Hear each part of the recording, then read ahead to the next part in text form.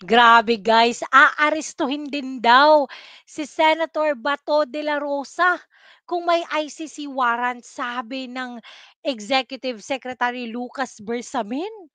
Grabe guys, so hindi pala, alam mo yung walang katapusan pala talagang pagbibigay, pagso-surrender ng soberenya ng bansa sa ICC, no? Walang tigil guys na pagpapadala ng mga Pilipino sa ibang sa alam mo yun, sa ibang alam mo yung hindi dito kasi may judiciary system naman tayo, may Supreme Court naman tayo. Hindi naman, 'di ba? It's working naman, pero bakit ano bang nangyayari dito guys? Grabe, eto panoorin natin yung reaksyon ni Attorney Topacio tungkol dito. Kita mo ba naman, sinabi niya, kung sasabihin daw ng ICC na arestuhin si Senator Bato de la Rosa dahil sa mga supposedly mga war crimes ay gagawin daw ng Pilipinas. At tatratuhin siya, he would receive a treatment similar to what we did to Duterte. Grabe. Walay batasan kung sa Bisaya pa guys. Walay batasan. Grabe. Hindi ko talaga maintindihan. Di ba supposedly matatalino itong mga taong ito?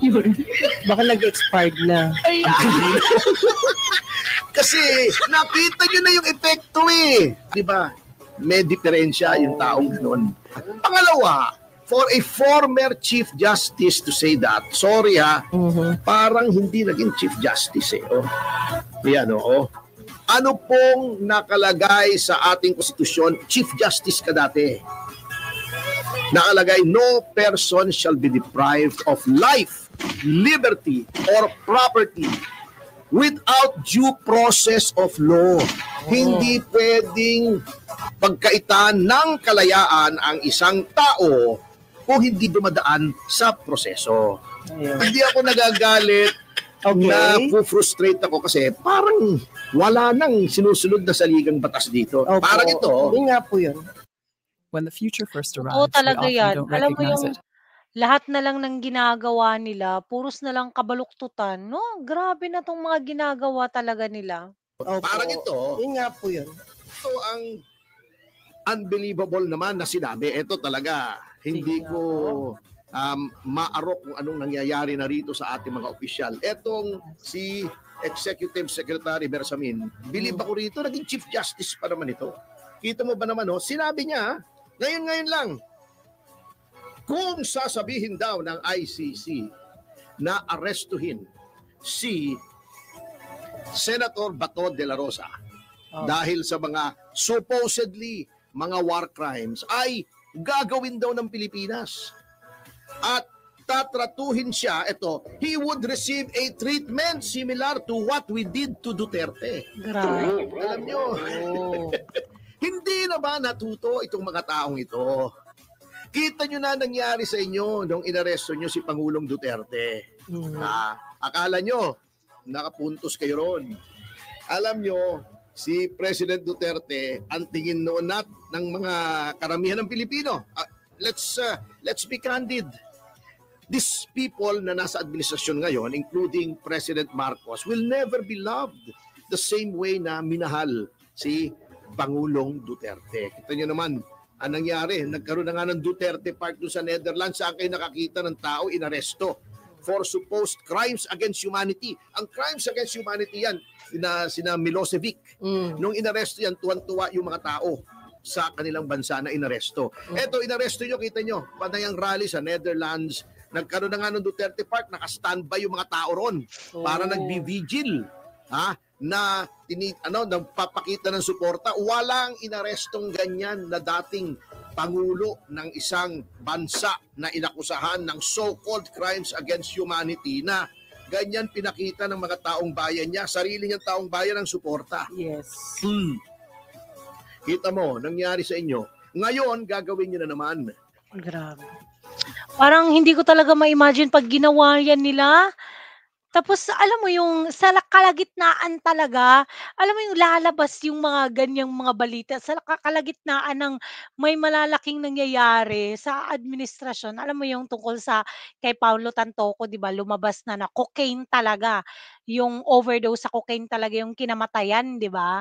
Oh, so ano ng ginagawa nila ngayon, oh, may lumalabas na naman, oh, 'di ba? Nahuhulihin daw si Senator Bato tapos alam mo yung nasa listahan 'di ba, Senator Bato, si Bongo, si VP Sara, sino pa 'yan, yung anak ni yung mayor ngayon ng Davao, hindi si Pulong, si Baste, oh, kasama pa talaga. Silang lahat guys kasama diyan, 'di ba? Meron na namang planong hindi maganda 'tong mga 'to, eh, nakakaloka sila 'no? Kaya guys, 'wag lahat dapat talaga everyday, night and day talaga ipag-pray natin yung Pilipinas na talagang God will save the Philippines from this, ewan ko anong mga ano nila na-consume, anong mga nainom, anong mga nakain at ganito sila mag-isip 'no, grabe. Chief Justice pa naman sana na grabe talaga, naku. Anong gusto niyo mangyari? An elected senator. Number 3 ba? Si Yeah, Bato. Number 1 si Bongo, di ba? Oh. Elected by millions of Filipinos. Papa-aresto niyo na naman. Dadalhin niyo na naman sa Hague. Baka sa Hague kayo pulitin. Sa Hague. Pagdating ng 2020. Ano ba naman? Hindi ko Sa talaga Hague. maintindihan. Di ba supposedly matatalino itong mga taong ito? Baka nag-expired na. Ang talino. Kasi nakita nyo na yung epekto eh. Ano bang definition ng insanity? Doing Wala. the same thing over and over again and Ala. expecting a different result. Naku. Halimbawa ito. Mm. Ito hinagis ko dun sa pader. Itong cup na to. Mm. Nabasag. Mm. Di dapat natuto na ako. Yes. Okay, may diferensya ako. Kukuha na naman ako ng isang cup. Yan sa'yo. Kukunin ko. Hahagis ko na naman doon. Mm. Titingnan ko, ito kanya yung mababasag o hindi? Siyempre, Ay, ganun siyempre din. mababasag. Opo. Oo. Di ba? Hindi na mababalik. Ba, nabasag. Kuha na naman ako. Baso naman. Hampas ko ulit sa pader. Try mo ulit. Oo, baka this time hindi mabasag. Di ba? May diferensya yung taong gano'n. Nakikita mo na yung diferensya. Pangalawa, for a former Chief Justice to say that, sorry ha, kaibigan ko tong si Chief Justice Bersamin at yung pamilya niya, pero hindi na talaga ako makatiis dito sa mga ganito. Kita mo naman ang sabi niya, ha? Parang hindi naging Chief Justice eh. Oh. Yan, oo. Eto daw, kasi bagamat tayo daw ay umatras na sa ICC, we are obliged to cooperate with court warrants as the country remains a member of Interpol. Eh, ang Interpol na nga po ang nagsasabi na walang obligasyon. Kasi hindi naman treaty itong sa ICC. Hindi naman considered a treaty. Sabi ng Interpol, nandun sa kanilang website for all to see, ang pagpapatupad ng warrant ng Interpol o mga request ng Interpol ay hindi obligatory. Ayun. Ito ay naaayon sa batas ng bansa na hinihilingan na ipatupad yung Grabe. request ng Interpol, including warrants. Very clear yan. I-fact check nyo po ako. Lahat naman kayo marunong mag-Dan Fernandez, di ba? Mag-Google. Nariyan po yan very clear. Pangalawang puntos. Opo. Pangatlo, ano pong nakalagay sa ating konstitusyon? Chief Justice ka dati.